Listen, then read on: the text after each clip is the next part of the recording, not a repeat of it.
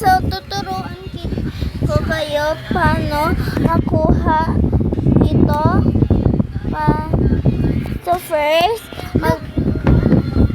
mag-download ka ng background eraser tapos AZ screen recorder. So, first, punta ka sa background eraser. Tapos, load a photo tayo. Ayan. Piliin mo yung photo na gusto mo. Ayan. So, gusto ko ito. Tapos, mag-done kayo. Tapos, ibura mo yung background niya. Parang ganyan lang. So, pwede mag-correct na isa. Para punta ka na sa sa TikTok.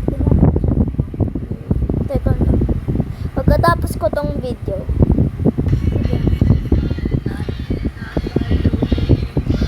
Siyempre, kailangan mo burahin lahat ng edges na meron pang mga background niya.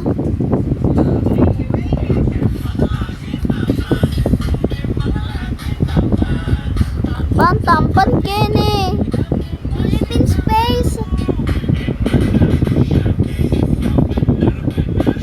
Wow!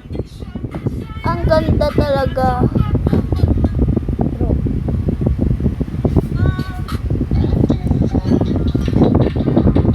And go.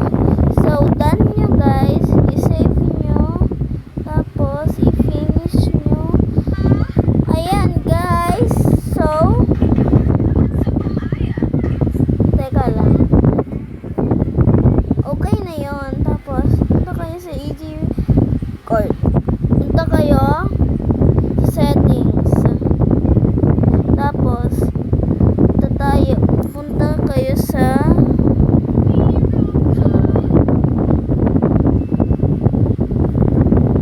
teka lang guys.